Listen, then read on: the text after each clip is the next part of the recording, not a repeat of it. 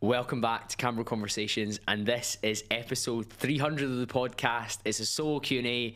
I'm out in Dubai. It's been an incredible week of recording so far, and I made sure to fit this one in because the solo episodes are incredibly popular, and for that I am very, very grateful. We've got just over 20 questions to get through, huge range of topics, and hitting 300 is making me feel quite reflective, and some of those questions are delving into my thoughts and feelings at this moment in time, but a lot of the usual exciting topics too. Without any delay, let's get into question number one, and it does start with a very reflective one indeed. 300, hard to believe. I remember listening during lockdown. Did you ever doubt you would make it this far? I had no set time horizon on the podcast. I don't think it had an expiry date. I don't think it still does have an expiry date. And when I think about hitting 300 episodes, it's just been a process of week by week showing up with guests that I wanted to speak to, guests that I could speak to, depending what stage of the podcast was at, and just keeping delivering over and over and over again. I think when I turn my hand to something, I commit to it wholeheartedly.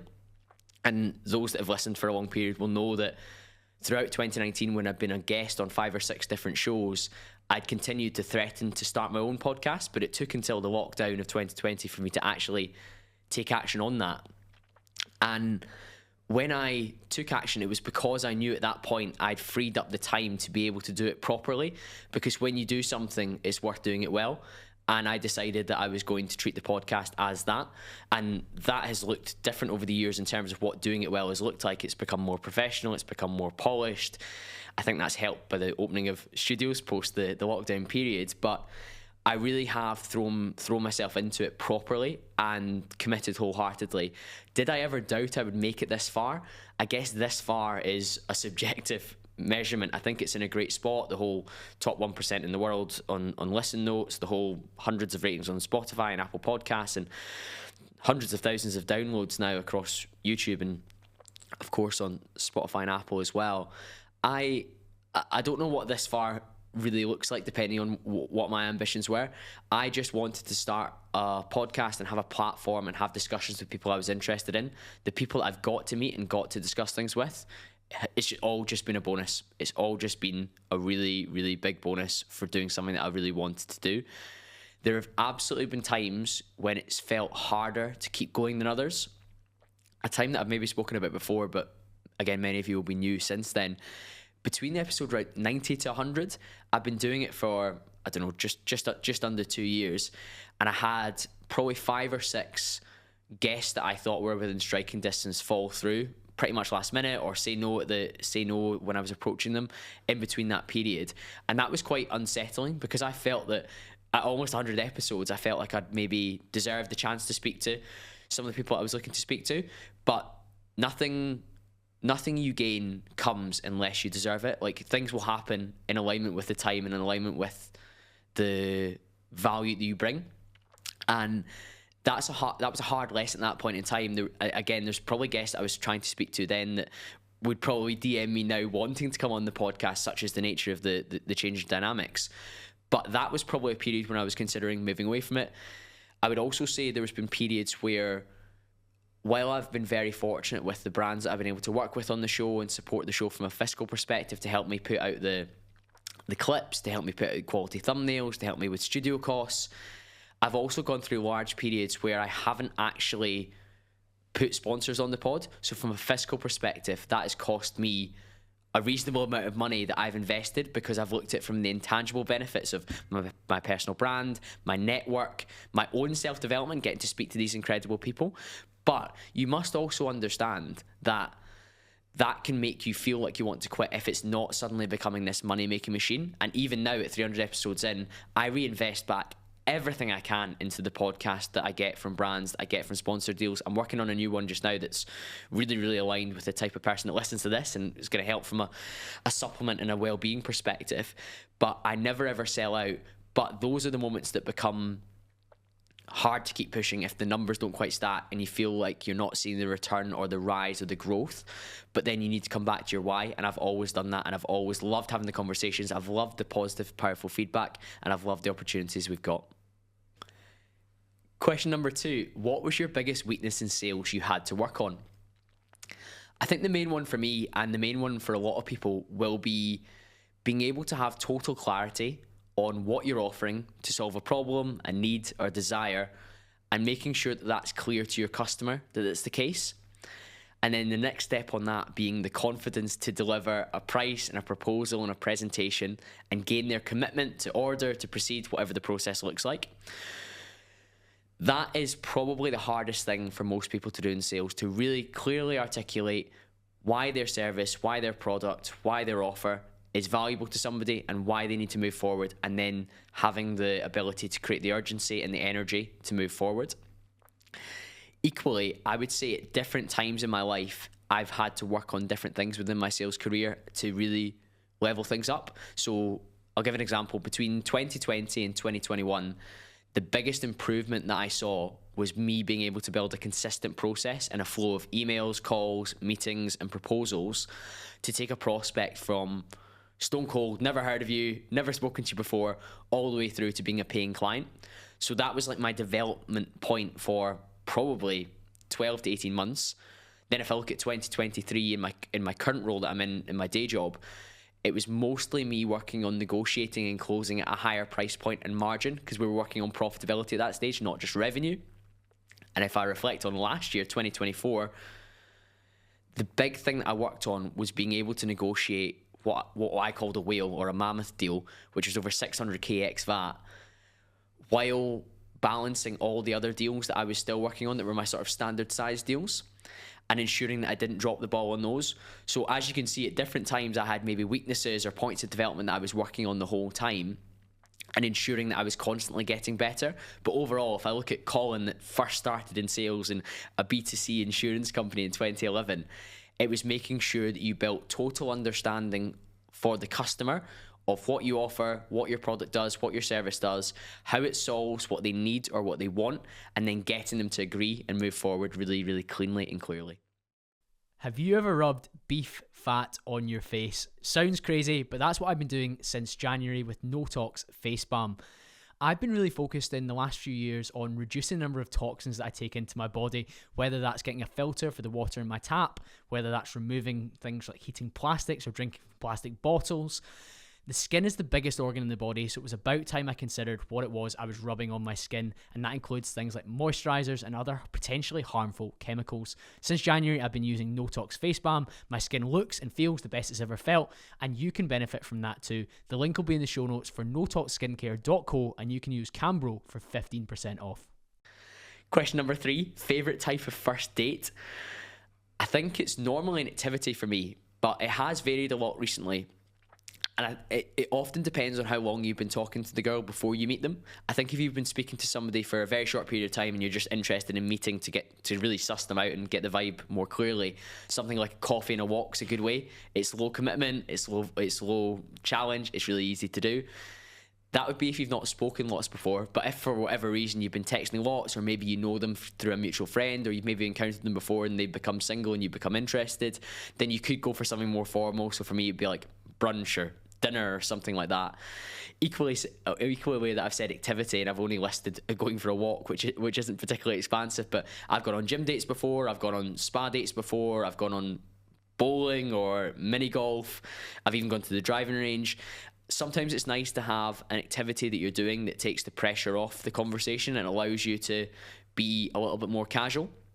And I would say one of the biggest dating mistakes that I've made, and I'm sure many people listening have made as well, is across the first few times you see somebody, being in different environments at different times to just assess how you both enjoy each other's company in different domains, because you may well have a fantastic time if you go on a walk and a coffee, but when you maybe spend time with them in a more formal setting, you maybe pick up on different cues or different vibes that put you off. So I think my favorite type of first date is a more casual one where you're able to just suss each other out and have a conversation. This was something I was talking one of my good friends who I'm away in Dubai with the other day. When you optimize for your partner, optimize for somebody that you can see yourself having hundreds or tens of thousands of conversations with over your lifetime. So you better enjoy each other's company from that regard, and it can't just be something you enjoy over a dinner or over a drink. Number 4, what guest has felt like a pinch me moment? I always try and feel like I deserve the guests that I get at the time I get them, because I feel like I've done the work to get them on, whether that's been the outbound message I've done, whether that's been the referral that I've got, whether that's been the content they've seen that they've become interested in coming on. But if I reflect at some key milestones, I was genuinely pleasantly surprised I was able to book an hour with Sahil Bloom back in November 2022. The show was in a great spot then, but he was somebody that had only ever done 2 other UK podcasts, and that's Ali Abdaal and Jamie Alderton, who both have huge audiences, far, far bigger than mine, even the one that I have now, let alone in November 2022. So that was really cool. Opening that StreamYard call, I was definitely elevated in terms of my energy and my excitement at getting to speak to him. Otherwise, I don't think I've pinched myself, but there's definitely been times where I'm opening up a stream and it's an author who writes about topics that I really care about, and I've been sent a book to interview them, and it's a bit like, wow, I can't believe this is my life now, and this is what gets to happen. But there's a huge distinction between pinching yourself and just being really pleased with where the show is.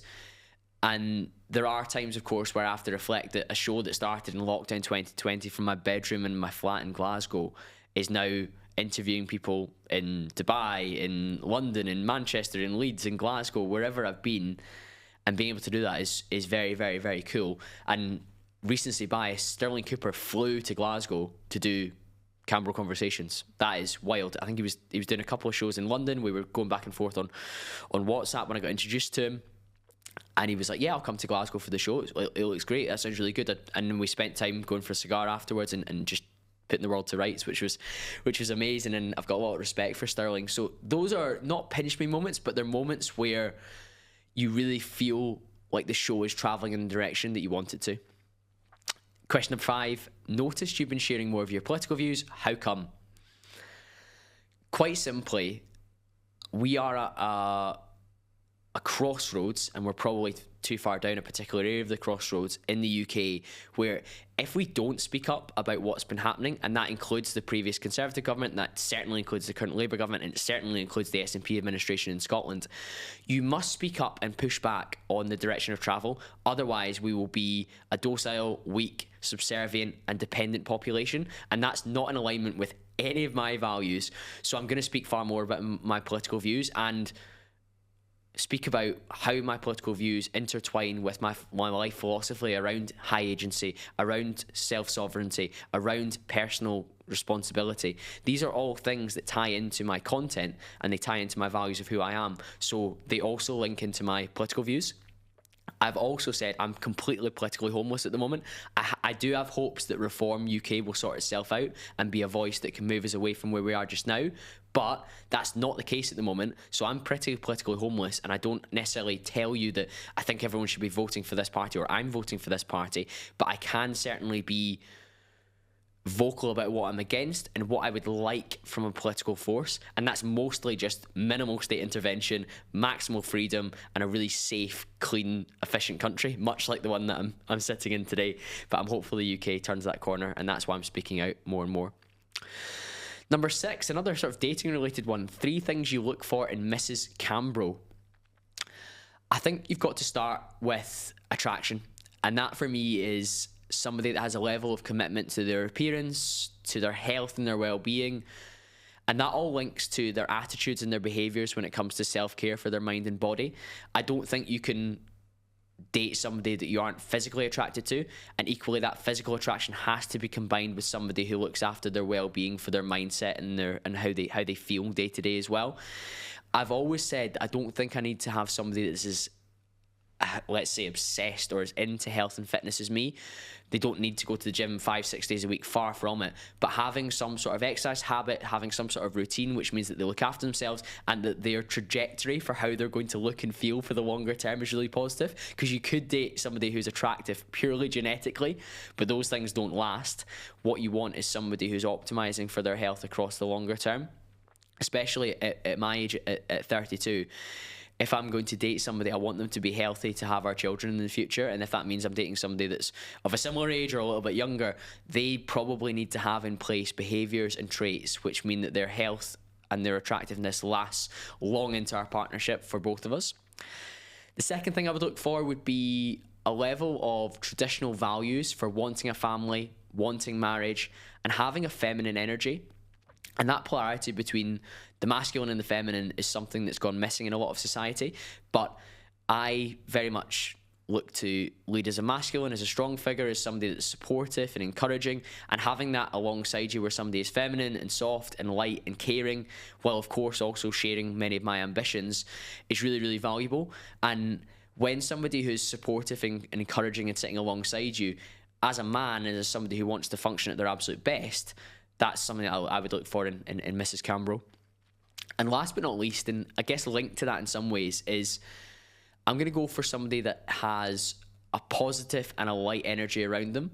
And that's not to say that somebody should be buzzing and ecstatic and happy all the time. In fact, the last girl that I dated most recently was somebody that was very, very supportive, overall very positive, but they had a total curveball in her life that meant that I had to be there to support and lead her through that. And that's really important in partnership and in relationship. That's really, really good. But the term light is something that I would optimize for as often as possible, because when I'm thinking about my natural disposition is somebody that's quite serious and quite intense, I benefit from being around people who bring fun to the table as well. Now, I've got a friend group that many of them can do both. Get friends or get a relationship that can do both is kind of corny way to think about that. But by my nature, I can be quite serious. So having somebody who lets me unwind and bring a bit of nonsense and a bit of back and forward and not always be thinking about work and graft and grind is really, really helpful. So optimizing for somebody that helps me achieve that is great. Question number 7, cigars on the terrace. When this was asked before I arrived in Dubai and maybe before you've seen any of my stories, but we've got another beautiful apartment at the marina where we've got a little cigar terrace where we can have friends round, we can have chats, myself and my good friend Bryce, that we're sat chilling, and that has been one of my favourite parts of Dubai. I'm not working at all in my day role on this trip, but I'm doing some sales coaching, I'm doing some podcasting, and I'm doing a lot of networking. Having that time at the end of the day, at the end of the evening, where we look out over the marina, we have a cigar each, or whoever's joined us, and we just chat and enjoy it, it's absolutely priceless, although you do pay for the benefits of getting a nice marina flat. Question number 8, food for thought. And this was a really long question, actually. Food for thought on one of your episodes. You spoke about a guy that comes back end of year and says, I've read 20 books this year. But then say I've come back and only read 1 book, but that guy's read 20 but didn't take anything from it. I feel like I might be disadvantageous to there. My question is, I've been trying to read books for a good 2 years or so, but really struggle to take information in. But on the other hand, I listen to at least 30 minutes a day of a podcast or an audiobook, or normally what I'm interested in, which is self-development, wealth, property, and just being a better human. I feel bad I can't get into reading books, and I find that I take more information away from a podcast. Can you draw any light on why that is, or do you think I need to keep trying to read? I use this phrase when I'm coaching my sales guys about how they communicate with people and how they show up and deal with different people. But horses for courses. So some horses will run better on faster ground, some will run better on slower, more arduous ground, thicker ground. You will be somebody that perhaps has a different learning style to somebody else. There's some people that need to be visual learners, there's some people that need to be audio learners, there's some people that need to learn by doing, there's some people that need to learn by being shown. And having that balancing act between the different ways and learning styles is really, really important. If, for example, you simply cannot learn from reading books and you really, really struggle, then you are allowed to opt out of that. But what I would encourage you to do, if you're somebody that learns really well from podcasts or from audio or from video, take notes to enable you to reinforce that learning in another medium, another form. It's very, very easy, because podcasting is quite a low barrier to entry to learn, because you simply put it on in the car or put it on when you're training or when you're doing your chores.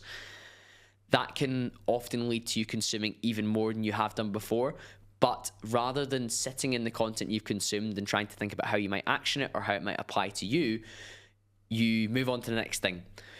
Whereas with reading, and this is something I would say, if somebody's reading voraciously and they're not finding a lot of the information sticking, you can of course use the highlighter. But again, I know many friends, and I've been guilty as well, of highlighting the living daylights out of a book, but not going back and reviewing that. So have a process where you consume, you then write down and iterate on those ideas, and then you have some action points off the back of it as well. So regardless of how you learn, what your style is, I'm not going to shame you. I don't think that reading is the be-all and the end-all for you, given what you've told me. And it's not the be-all and the end-all for me, actually. If you look at my consumption habits, I'm mostly audio or visual.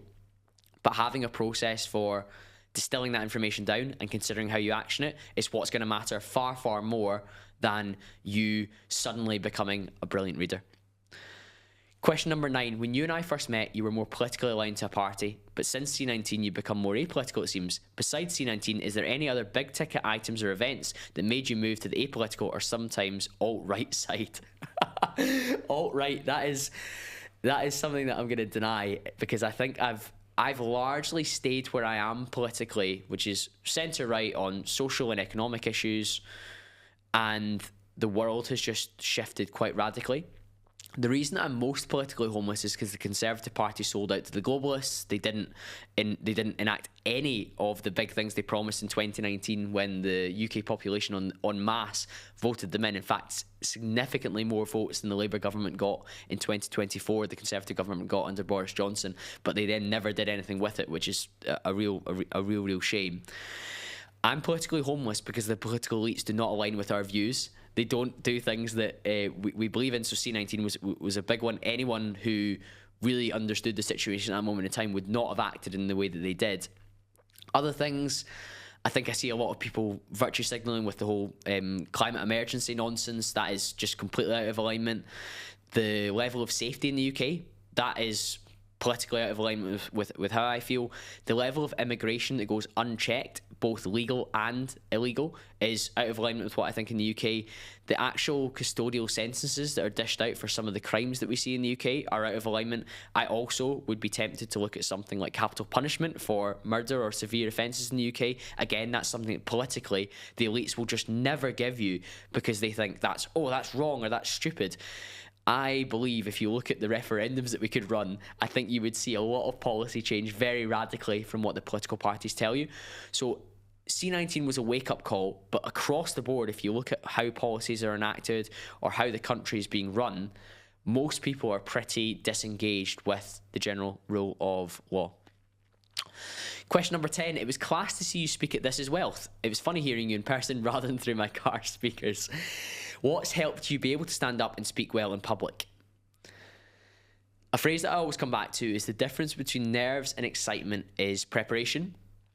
And while the topic of sales and communication is one that I'm very well versed in, and that there's questions in this that I'm not remotely prepared for about sales and communication or about many other things, when I was going to speak for 45 minutes to an hour, I had to prepare thoroughly on what I was going to say, how I was going to say it, and in what order I was going to say it. That preparation allowed me to stand up in front of a room full of people with a stage and an auditorium and be really confident in my message, really confident in my delivery, really confident in the value I was about to bring, but also not just the value I was bringing with my content, but the value I was bringing with my delivery, so it could be heard, understood, and it would register in the right way.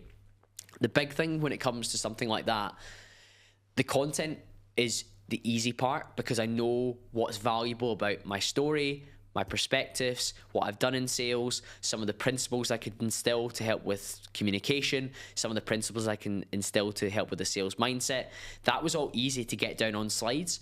What was more important was that I knew what each prompt, because most of the slides would have between 4 or maybe as little as 3 and 10 words on them, no more than that. And I needed to know what stories I wanted to tell for each prompt and also how I wanted to tell those stories. I've got a sales coaching client just now who's giving a speech on the 27th of March. Shout out to Dave. And he is talking to me this week about the stories he's going to tell to bring his points to life, but also how he's going to tell them. Which areas are going to be humorous? Which are going to be more serious? What his tonality is going to look like across the stories?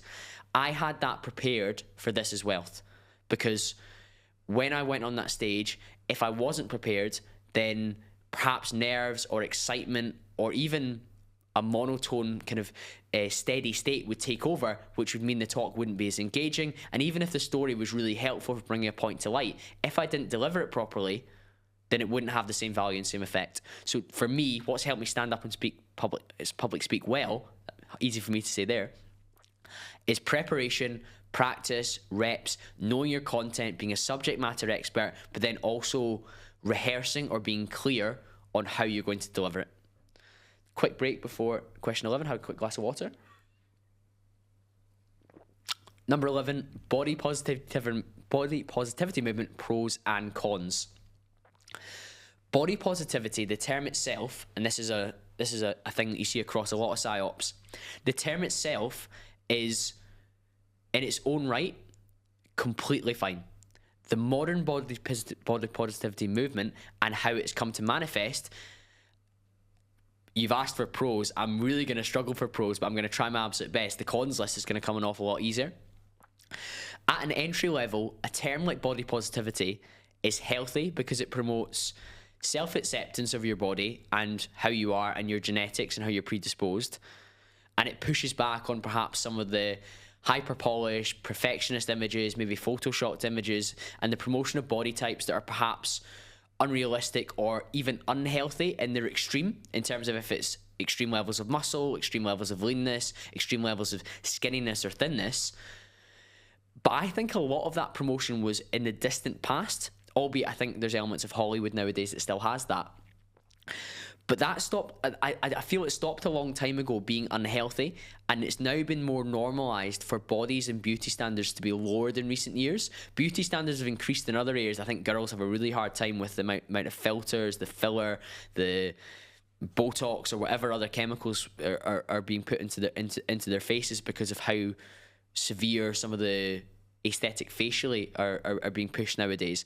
But the main pro, I think, when you think of the term body positivity, would be to create realistic expectations for what a healthy body looks like versus, say, a Hollywood actor or actress that's maybe taken performance-enhancing drugs or has had a lot of surgery that makes them look particularly extreme or almost perfect or doll-like in their nature. The cons element, and this can be much easier for me to cover, first and foremost, health is not a social construct. So if you encourage body positivity or quote-unquote health at any size, that is in stark contrast to the facts of life, because obesity is not healthy in any shape, in any form.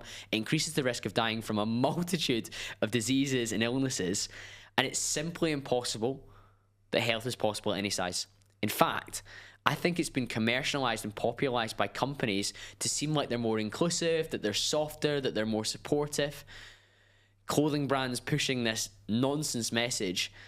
The reality is, encouraging somebody to not take accountability, to not lose weight if they're in an unhealthy position, is the wrong thing to do. It might feel nice, it might feel virtuous, but it's not good, it's not moral to encourage somebody to not take accountability for their health.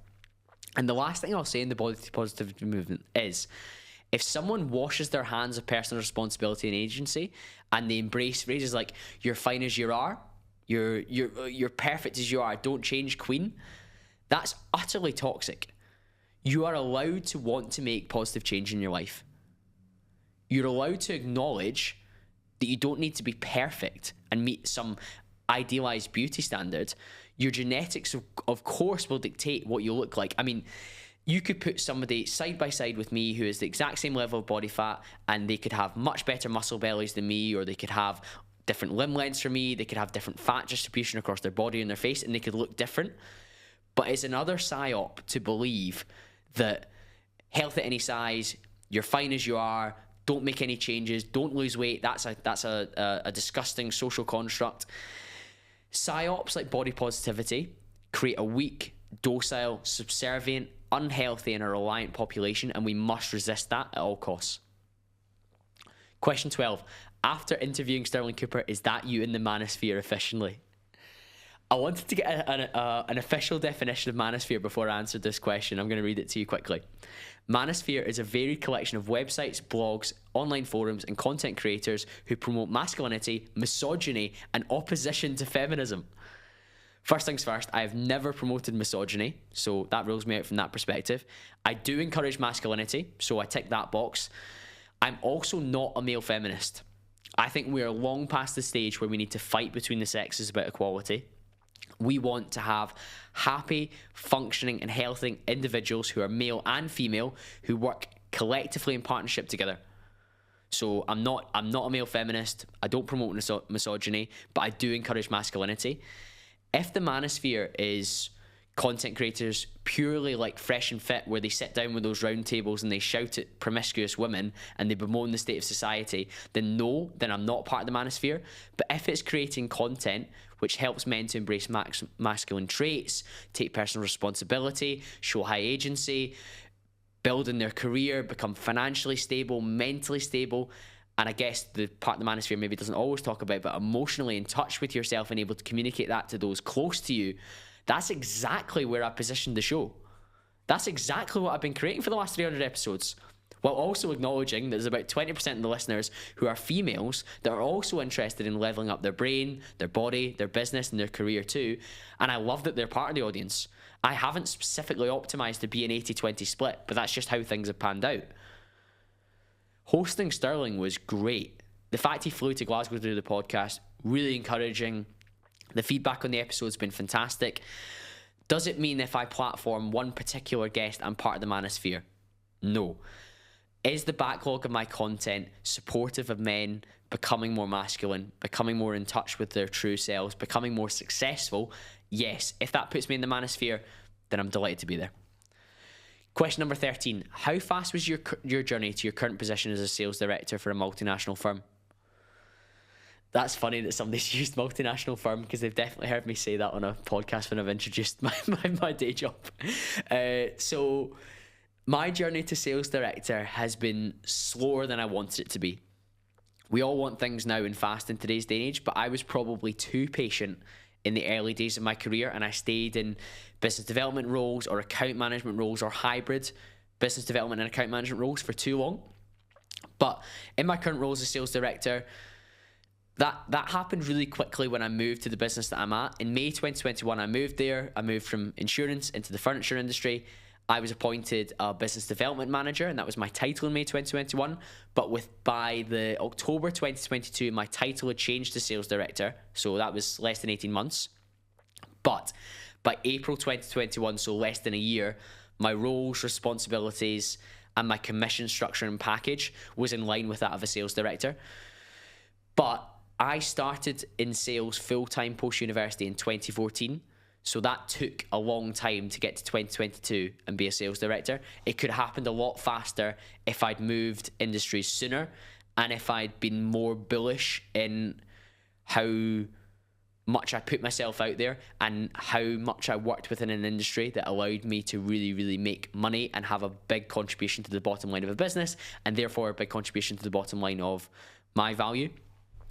I had 18 months at Marsh & McLellan between July 2019 and, well, just under 2 years, and May 21 when I made that move. And I was in a sales director fast track scheme then, but the fast track was a 5-year scheme to sales director, whereas I moved company and within 12 months, 18 months, you would argue, I had the sales directorship. So it's really, really key that you find the right vehicle, the right company for you, get the training, get the support, and then act in alignment with it.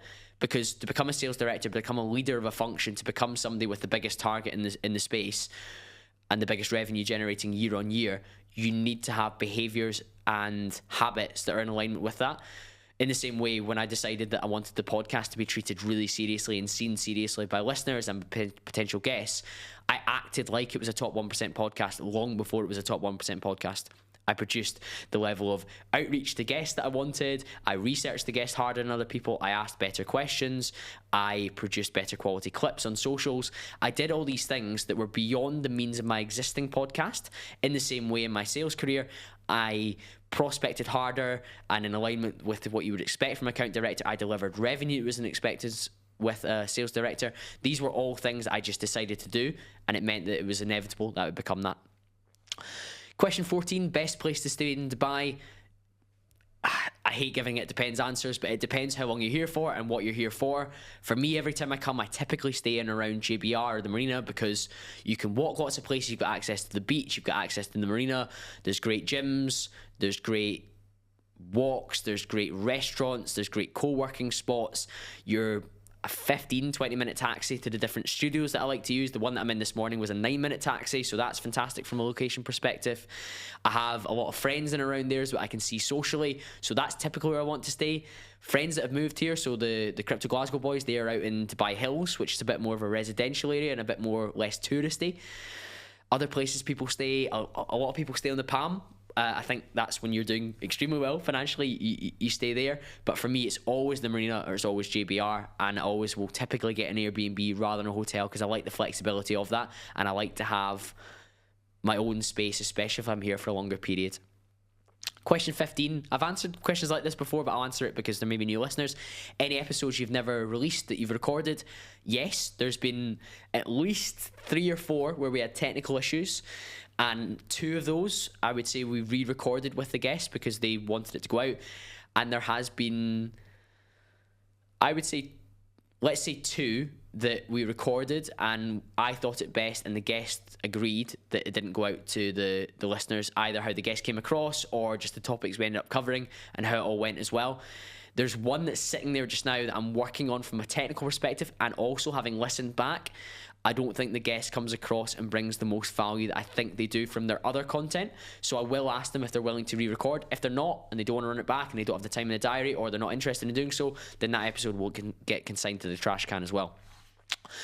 Number 16, are universities propaganda factories? Having studied politics at the University of Glasgow and been one of maybe 4 or 5 people in my year group with a voice that was centre-right, or at least conservative in its nature, I would say it's a propaganda factory because the teachers, the lecturers, and the people that are giving the seminars typically have a narrative that they're wanting to push. I would expect universities to have far more diversity, not of creed or colour or ethnicity, but of thought. Diversity of thought is far more valued than diversity of creed, colour, religion, or anything like that. And universities have a very homogenous, largely speaking, left of centre and now globalist analysis and globalist view of the world, which is damaging. And students are penalised for putting forward views that aren't in alignment with that. So are they propaganda factories? I think they do push a particular narrative. They do radicalise students in a particular way, or if they don't radicalise them, they echo chamber them and they put them in that space. And it was really funny. I got sent an analysis the other day where they were showing all the top podcasts in the world, and they either had them red or blue, depending if they were more Republican or more Democrat. And the vast majority of publications in the podcasting world are red, all the biggest ones anyway, because it's a meritocracy. Good ideas, good communicators rise to the top.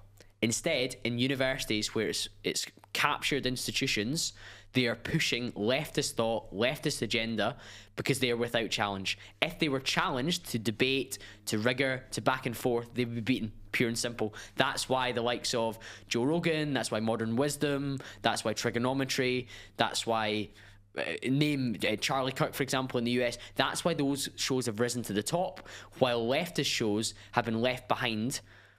They've been left to fight amongst themselves, and they've lost. Universities, it would go the exact same way if we had more conversation and we had more open dialogue. Question number 17. I'm watching more on YouTube now as I've switched to a desk job, and I wanted to ask about your hand movements. Do you plan these out, and do you use them to make a point? Is it deliberate? I worked hard on my body language for presenting, and podcasting is hosting, it's presenting, and you can see me if you're watching right now with my hand movements, and the video for this will go on Spotify now, which is something I'm working on. But you can use your hand movements and your body language to show what you're saying. There's a module I do with one of my sales coaching clients about personality, and we get him to mime what he's saying, but use his hands, his facial expression, how he moves his body to illustrate what he's talking about, and then we almost guess what each other is speaking about. And that is a great way to test that you are communicating not just with your words, but also with how you look and how you move. It also helps with pacing. So for example, I'll do a 3 points just now. So there's 3 points that I think are really important to communication: tonality, emphasis, and energy. And if you're watching, I've just put up 3 fingers and I've touched each finger as I've said them, and that allows me to slow and pace between the sentences. And it also means that somebody focuses on each point individually in their own right, and they're waiting for the second point, they're waiting for the third point, and they allow it to register. So using your hand gestures and how you move and how you sit and how you use your facial expressions is a deliberate act. it's not something that I do every single day or practice every single day, but it has become a natural learned behavior for me, and it really does help. Again, those that saw me speak at This Is Wealth, and there's a private YouTube link to it. If you're really, really keen to see it, you can ask nicely and I may well share it with you.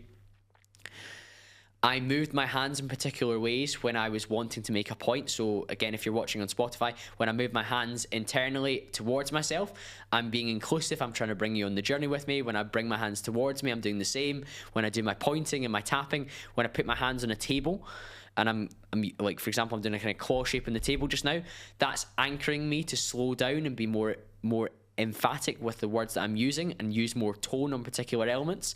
There's a real art to it. I don't think I'm by any means an expert. In fact, I'm speaking to somebody later in the week that is an expert, Shackle Walkman, in this very studio, hopefully in a couple of days' time, if all goes well with booking in with his team.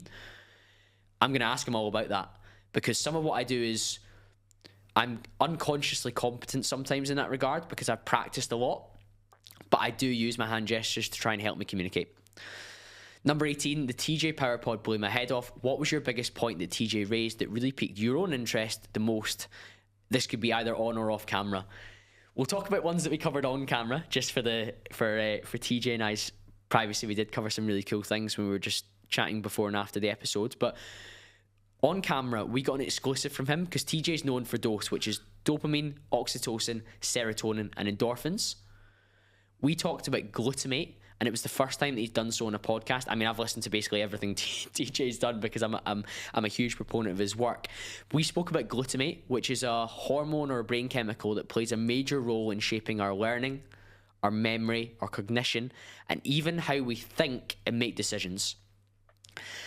If we have too much glutamate, that can mean that we function poorly and we have reduced energy levels. Sorry, that's if we don't have enough glutamate. If we have too much, it can slow or cloud our decision making, and it can make us feel like we're overthinking or over analytical and almost paralysis by analysis. That was fascinating because that links into things like decision fatigue. So again, I might be unconsciously competent in lowering my glutamate because I have a lot of the same meals every day. I'm quite routined in my structure in terms of when I walk and when I train and when I typically schedule sales calls, when I typically schedule my outbounding, when I typically log on my phone to post on Instagram. When you remove decisions about when things might happen and instead just execute on the how, and it always happens regularly at the same times, you can actually clear that chemical from your brain and enable you to be more clear and execute better. So for example, for today's podcast, it was a little bit of a rush, but we're in a great spot. I wore clothes that I typically wear. I had a drink that's caffeine that I typically like to have beforehand. I went to a studio that I've been to before that I'm comfortable in. I like the environment. I know that a solo pod typically has between 20 and 25 questions, so I have that set out in my notes. I remove a lot of the decision fatigue that means that I am able to sit in this moment and perform at my best because my brain is clear. That is something that I think a lot of us are going to want to think about, particularly if we're people that are consider ourselves busy or hectic. Having some elements of our life where we're not having to invest too much mental bandwidth into how we come across and how we do things can be very, very helpful indeed. So that can be the clothes you wear, the routine you're in, the meals you eat, the times that you do things. That can all help us to be better performing in the task that we do. Question number 19. It wouldn't be a solo pod without a crypto question, and I guess a lot of you have just listened to the Crypto Glasgow special with Don Cameron last week or the week before. Cambro, is the bull run over? I hope not, and I don't think it is. I am still expectant and patient for at least one more final rally across the market. For that to happen, Bitcoin must go first, and there are macro factors at play that make that possible. Mainly, the conversation between Trump and the Fed about interest rates, and with that, the strength of the dollar and available capital for people to invest into the market. That's both retail and investors. Those will be the main influences. Things like narrative and sentiment will play a role. Those really do matter, I agree. But macroeconomic factors like interest rates and the strength of the dollar will play a bigger role. I'm hopeful we get one more run. I believe Bitcoin will go over 100k again, and I believe with that, things like Ethereum, XRP, and Borg, which I hold, and some other utility tokens, like Cardano, Solano, will go with it.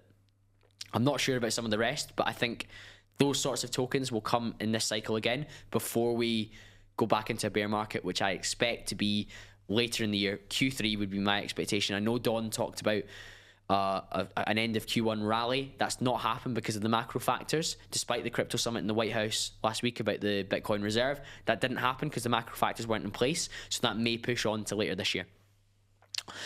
Question 20, announce your sales masterclass before I announce it for you, Colin. I've threatened it over and over and over again, but I will produce a sales masterclass, which is a video course to support you with prospecting, communicating your offer, setting your price point, getting out into the market, running discovery meetings, creating sales pages, creating proposals, creating your follow-ups, and closing and negotiating and objection handling. But I've actually been optimizing in recent months for basically Q1 for running workshops and one-to-one training online.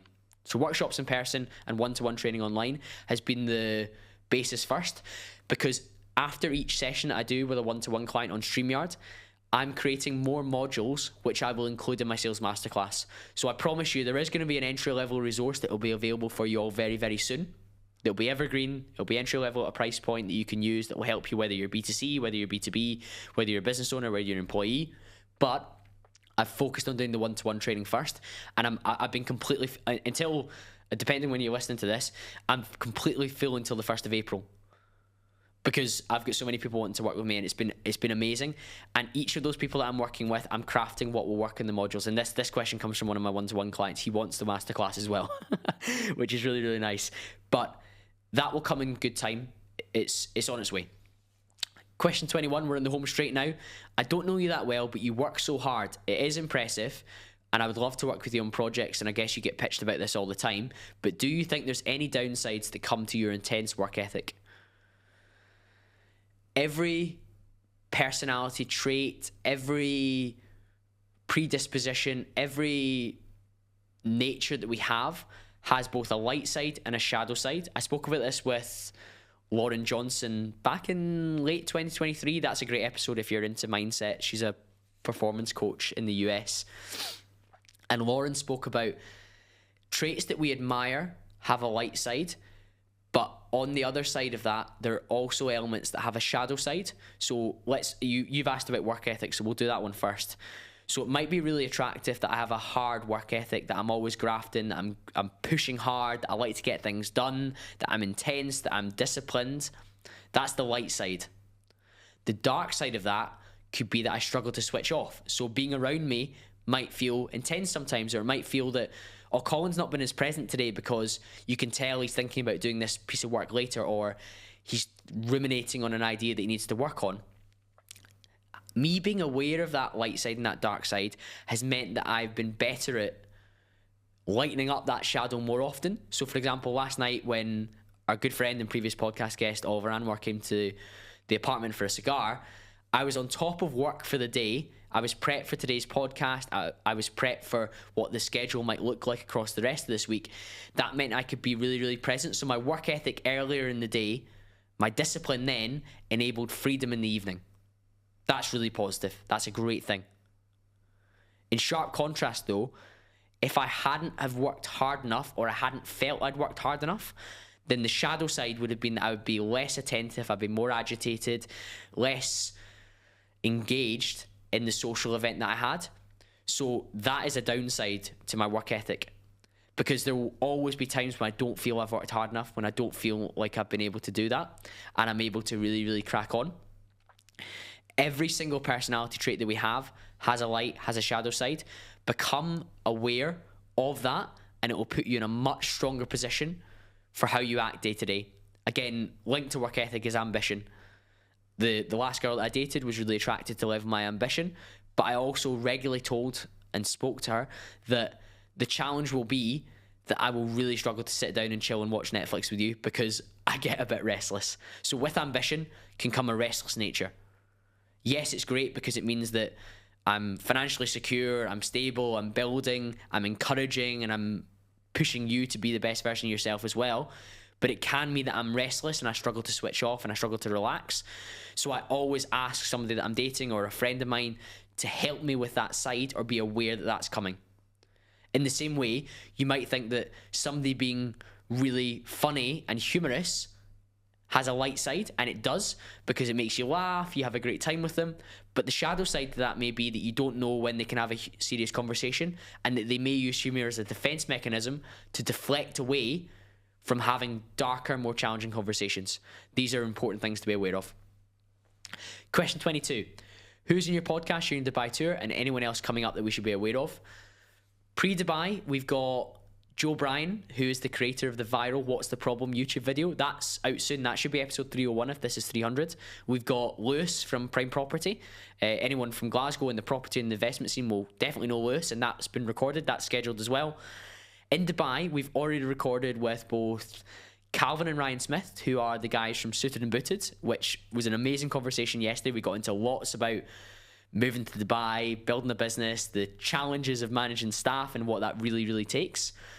We also had James Cooper back on the podcast, and when I tell you that episode was explosive on some pretty challenging topics, I am not overselling it. And later this week, we've got another Scottish guy. We've got Callum White, who's had incredible success in real estate. And I mentioned that we've got Shackle Lockman coming up as well, who, all going well, will be one of the biggest episodes we've ever had on the podcast. Second last question, any underrated supplements that you're on now? You were the one that got me into Tonka Ali after you spoke to Lucas Owen on the podcast. If you're interested in testosterone, definitely go back and listen to that one with Lucas Owen. It'll be somewhere at the start of January 2024. Yeah, I'm still taking Tonka Ali. Underrated supplements. Vitamin D3, I shouldn't be underrated by now. I've been talking about it for so long. 10,000 IUs from NU Nutrition. Use the code CALL5 for your discount. What else do I take that's underrated? Something that's underrated, I've been thinking about this a lot. Most of the time, we should consider whether we're well enough hydrated. Out in Dubai just now, it's really, really hot, but many of you listen to this will be voracious exercisers and trainers.